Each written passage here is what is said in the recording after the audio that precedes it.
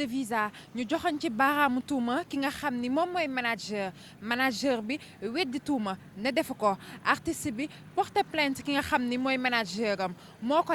defu ko lan la manager bi war a mën a utiliser au niveau de l'ambassade pour jàllale ay nit boo leen déggee li ma wax ngeen xam ni prétexte bi mooy affaire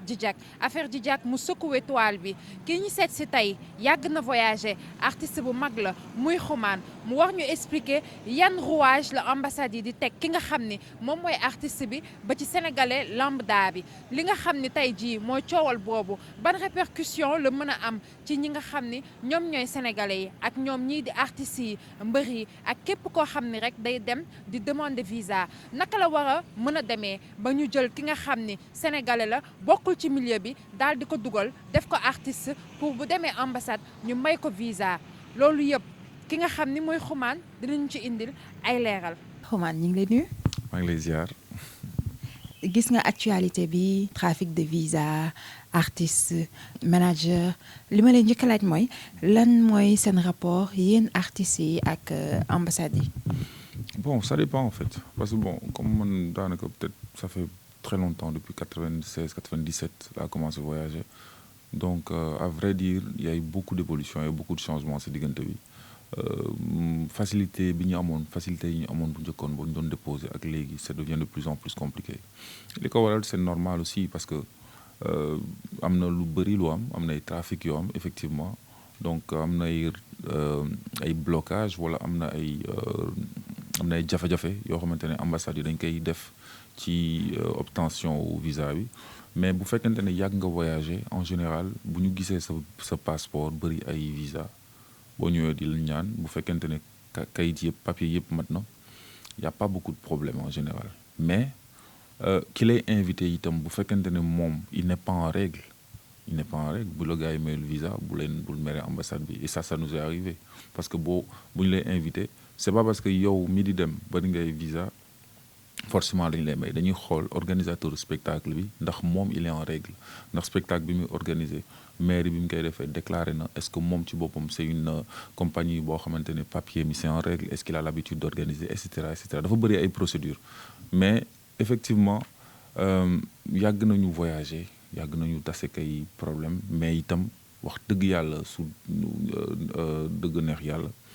on n'a jamais eu vraiment d'énormes problèmes peut-être bu ñu refuser visa bi en tout cas man personnellement su ma koy compter matul ay 5 fois ou 4 fois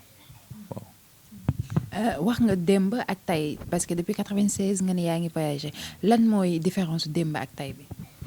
bu njëkkoon si tu veux y avait pas trop de amoon na benn période boo xamante ne li ñu la doon laaj ci kayit c'était pas très duñ daaw ñoon laajte en tout cas yenn papiers yi mais dañ jékki-jékki par exemple booy voyager ñu lay laaj yow artiste bi lan mooy say revenu bancaire lan mooy say revenu lan mooy sa situation financière il faut nga indi par exemple il faut nga indi seen relevé de compte de moins de 3 mois ñu xool est-ce que tu as des activités est-ce que am nga fi ay famille et cetera dañuy commencer léegi de plus en plus di resserrer di poser yenn questions yi et loolu soo xoolee li ko waral kañ la commencé situation bi commencé am problème mu Papa Wemba bi mu amee quand il y a eu le cas Papa Wemba à partir de ce moment-là il a commencé à avoir beaucoup plus de contrôle ci yenn ambassades yi ensuite ñuy dem ba si yàgg ambassades yi seen bopp consulat yi seen bopp jël liggéey bi ñu doon def si consul bi dénk ko beneen agence extérieure donc bu ñu ko dénkee beneen agence extérieure c'est beaucoup plus compliqué pour ñoom c'est facile mais pour ñun agence bi extérieure bi soo amee lu la naqari sax yow doo am foo ko kaase parce que ki ngay jox sa papier sénégalais la comme yow yenn saay donc à partir de ce moment les choses ont commencé à être beaucoup plus compliquées et puis affaire immigration clandestine bi mu commencé am loolu yëpp dafa tax ba même aéroport boo xasee ba yegg Paris par exemple wala nga yegg Portugal wala nga yegg Bruxelles boo ñëwee ba ci aéroport yi douanier yi tamit ils vont regarder tes papiers dañu lay ñoom yenn saa yi tu arrives là-bas ba foofu mun nañ la déport parce que mun nañu xool peut-être am na loo xamante ne si ne méngoowul wala yenn saa yi da leen di neex ñu xool la oui bon voilà il y a des choses qui manquent wala whatever su leen neexee ñu dëpp la mais en général bu fekkente ne sa papiers sont en règle il y a de fortes chances que ñu bañ la dëpp mais effectivement ça nous est arrivé ñu dem ci ay situations yoo xamante ne il a fallu que ñu woo organisateur du spectacle bi moom moo intervenir wala moom moo yónnee ambassade bi ay éclaircissement pour ñu mun ñu may visa bi. gis nañ aussi ni que le plus souvent léegi artistes yi nga xam ne ay artistes yu bees nañ dañuy am problème trop pour am visa ci ambassade yi. C'est vrai parce que dañuy problème de crédibilité la nañ ko wax quoi benn yoon y a beaucoup de choses qui se passent yoo xamante ne peut-être y en a yoo xamante ne c'est illégal yoo xamante ne c'est illégal parce que effectivement am na ñuy rax ci peut-être promoteur de spectacle yi am na ñu ci rax ñoo xamante ne peut-être seen liggéey ce n'est pas forcément des gens qui c'est pas des producteurs de musique à proprement parler wala même bu ñuy def production de musique xam nga def ay trafic moo leen si dugal loolu am na. On se cache pas la face donc du coup ku nekk artiste bu nekk war nga xam tamit ki ngay liggéeyal kan la war nga xam ñi lay produire wala ñi la invité ñan lañu war nga ci am yenn information yi il est arrivé par exemple que ñu voyageait avec des producteurs wala des promoteurs de spectacles européens en général avant sax ngay génn Sénégal yónnee nañ la sa contrat yónnee nañ la sa avance yónnee nañ la sa lépp du fait que yow boo dem ambassade loolu ngay yóbbaale et que c'est lépp ay clair il est arrivé aussi que ñu liggéey ak ay promoteurs de spectacle yoo xamante ne ay sénégalais lañ mais voilà da ngay dem pour nga laaj leen yenn kayit yi pour ñu livrer la ko sax c'est tout un problème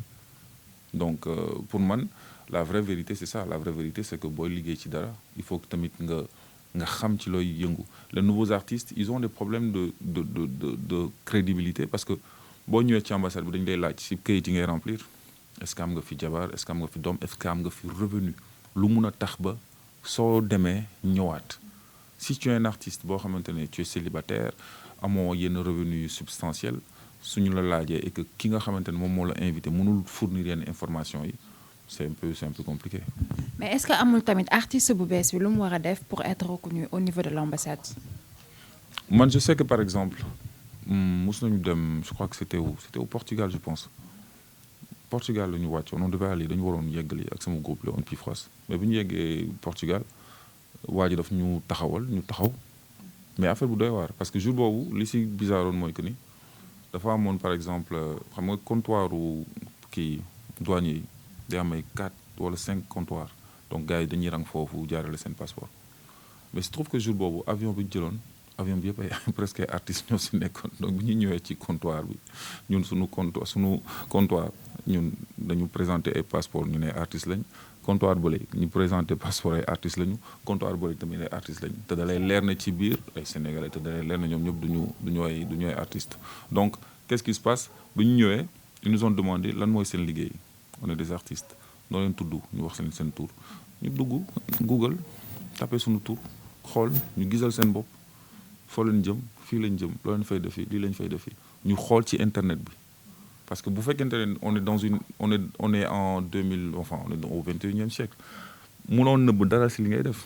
boo dee artiste dafa war a feeñ ci say activité munoo nekk artiste ba pare ne oui non jeune artiste là maa ngi door a génn benn affaire donc léegi voilà kon je ne suis pas encore connu boo ñëwee taxaw foofu boo tombee ci benn douanier bu saay-saay day vérifier li ngay def ba pare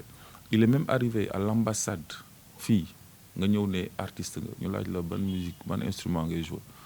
ngay leen jëmbe laay jouer wala guitare ñu jëli guitare ñëw jox la c'est arrivé ici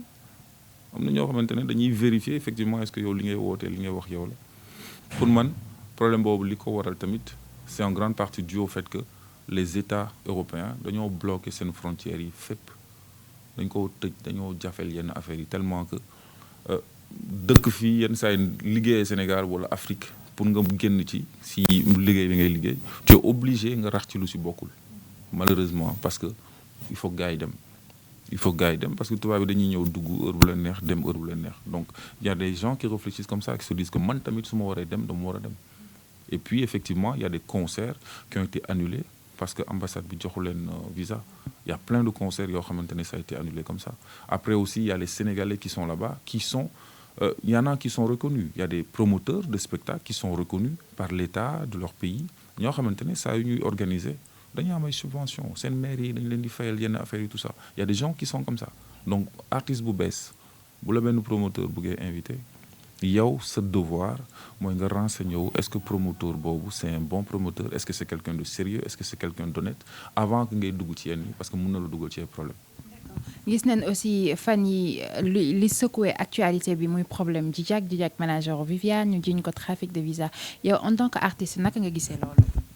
bon c'est compliqué loolu wax ci sax day xaw a doy waar parce que comme justice mi ngi def liggéeyam il faut que ñu bàyyi ba procès bi am ñu xool bu gars yi defee seen enquête bu gars yi waxee ñu xool comment ça se passe mais pour l'instant pour ma wax ci day compliqué parce que xaw ma si presse bi laa gisee comme ñëpp donc je n'ai pas vraiment les informations de ce qui s'est réellement passé bon maa ngi koy ñaanal parce que Djidiack sama waay la j'espère que dina si génn ak ndam en tout cas voilà. yow mi di artiste lan moo tax tout le temps bu ñu waxee trafic de visa ñuy joxañ ñi nga xam ne ñoom ñooy manager yi. on part du principe que manager bi moom moo yore kayit yi manager bi moom mooy signé manager bi parce que l'artiste moom studio lañ ko xamee yéeg sur scène dem def prestation manager bi moom mooy gérer lépp lu jëm ci administration donc en général effectivement bu ñuy wax manager bi la ñuy accuser bon après maintenant est-ce que manager yi bu ñuy def yenn yi nañ ko yëgal seen artiste ou pas loolu c'est autre chose. parce que coow lu bëri na ñii ñi ngi naan am na manager bu ne mënul ne ñii ñi ngi naan mën na nekk est-ce que c'est possible fu mu toll nii ak li nga wax sànq 21e siècle et tout di yóbbu ay nit ci cachet wala ci turu artiste bi def ko soit nga def ko comme ni nit ñi daan def soit nga boole ko ci staffam wala mu nekk musicien wala est-ce que c'est possible fu ñu toll nii. waaw je pense que nit ku malhonnête war na mun a amee moyens yoo xamante ne su fekkente ne ni ñu koy sax njuñ njaaj moo ko tax a jóg je pense qu'il doit trouver les moyens pour njuñ njaaj nit ki je pense que loolu c'est possible c'est fort possible pour lan parce que nit ki mun na jël sa turu mun na jël sa en-tête structure def si ay tur def si ay sant def si ay numéro passeport yónnee ko benn producteur bu fekkente ne ñoom ñaar ils sont en deal waa ji organiser ko benn kii yónnee ko ay contrat xam nga mun na jël loolu mu dem ci ambassade yi déposer bu fekkente ne artiste bi c'est un artiste qui est connu mun na utiliser loolu mais c'est vrai que c'est risqué parce que bu fekkee ne daf koy def te artiste bu muy liggéeyal yëgu ko artiste bi ci boppam ki muy liggéeyal mun na ko yóbbu police parce que loolu usurpation d'identité la faux et usage de faux mais nag effectivement encore une fois c'est très délicat parce que ay cas par cas la on a autant tu as des cas yoo xamante ne c'est li ma lay wax nii c'est vérifiable autant il y a des cas yoo xamante ne ce n'est pas vérifiable autant il y a des personnes yoo xamante ne dañuy créer seen structure de toutes pièces def ci seen whatever def ci seen wut ay linéa wut lépp pour juste intention wu dem dafay njunjaaj y a même des moments yoo xamante ne quand bu la ambassade yi doon laaj ay affaire u kii bancaire information bancaire yooyu y a même des gens qui dañ doon dem spécialement ubbil yenn artistes yi wala yenn nit ñi ay compte bancaire pour ñu mun a am yenn information yi mais encore une fois pexe la moi je pense qu'il y a des moments yoo xamante ne pourquoi les gens ont décidé de commencer à faire de faire du trafic parce que y a un truc bu am mooy que ni sunu gouvernants yi sunu njiit yi am na lu bëri loo xamante ne c'était leur rôle à eux de nous sécuriser les artistes de sorte que ni ku nekk si ñun du amati envie wala du amati sax xelu naan damay dafay trafic pour dem pour lan moo wax la loolu tu as des pays yoo xamante ne ils ont subventionné seen culture ils ont subventionné des domaines comme par exemple la musique comme le cinéma dañ ko subventionné de telle sorte que artistes yi dañ leen di jël yóbbu leen ñu dem liggéey après ñibbisi mais affaire kii yooyu affaire trafic de visa yi c'est un problème l'autre problème c'est des musiciens yooyu àndal tourner ñu daw des sportifs yu dem compétition daw ça nous est arrivé je pense que amoon na benn compétition francophonie bu amoon ay athlètes sénégalais yu dem et ça arrive très souvent ça fait que ni finalement da ngay sax tiit yow moi je pense que ça nous est arrivé à plusieurs fois de constater par exemple que boo demee il y a des musiciens yu voyager sans seeni musiciens il y a des artistes yoo xam ne dañuy dem ils préfèrent liggéey ak des musiciens sur place plutôt que de yóbbaale seeni musiciens c'est arrivé à plusieurs reprises parce que da ngay yóbbu say musiciens ngeen ñëw ba aéroport am na ñoo xamante ne si aéroport bi lañ dawee am ñoo xamante ne ci hôtel ba lañ dawee tu comprends am na ñoo xam ne defuñu concert ils ont fui avant que le concert ne commence donc du coup day créer benn genre sentiment d'insécurité et problème de confiance day am diggante artiste bi ci boppam avec les gens avec qui ils travaillent. coowal trafic de visa bi yaakaaroo mu am benn impact bu négatif ci ñi nga xam ne ñoom ñooy sénégalais lambda yi nga xam ne saa ñu xëyee ñi ngi bëgg a am visa pour dem ambassade est-ce que lii tamit du yàqal ñi nga xam ne ñooy lambda yi. Bon, écoute, moi je pense que loolu ça va être un problème pour tout le monde. Pour mbër yi ñi nga xamante dañuy dem di entraîner wu souvent parce que ñoom tamit parfois ils ont besoin de génn pour dem entraîner si yeneen dëkk léegi il va falloir que le contrôle va être beaucoup plus strict. Pour le Sénégalais moyen, pour les étudiants, le contrôle va être beaucoup plus strict. Ça va être beaucoup plus strict partout. Mais je pense que le contrôle est déjà très, très strict fi mu nekk nii parce que boo xoolee c'est pas parce que le problème bi am na que gars yi dañuy resserrer waat. Ils ont déjà resserré nañu boulon yi resserré nañu lu bëri lan moo tax ñuy laajte ay kayit yu bëri lan moo tax ñuy laajte lu maximum lan moo tax ñuy gën a papier yi di gën a bëri lan moo tax yenn justificatif yi di gën a bëri parce que depuis longtemps ils ont resserré les boulons donc ce qui veut dire que effectivement day gën a métti rek mais ça va pas empêcher les gens à mon avis ñi bëgg a dem par tous les moyens nañ dem parce que bu doon loolu ils allaient pas utiliser ay voies illégitimes ay xam nga irrégulières di jël ay immigration bi di def loolu donc je pense que malgré tout coow li am na lii am na ba pare les gens vont pas reculer ku bëgg a dem il va trouver le moyen d'y aller. ban ambassade moo gën a strict moo gën a sonal artistes yi booy xalaat. Artistes yi je sais pas mais je pense que l'ambassade aux États-Unis c'est assez compliqué parce que mun nga fa déposer mun nga sa kayit yëpp mun na mat sans pour autant ñu jox la mais suñu lay may dañ lay may 10 ans. Ambassade du Angleterre aussi c'est un peu compliqué parce que boo joxee sa papier il faut que ñu dem ba foofu ñu traité ko au bout de 2 semaines xam nga ouvrable yenn saa yi tu as déposé le truc mun na def 1 mois pour nga jot ko centre d'appel bi bon c'est un peu dañoo décentraliser yu bëri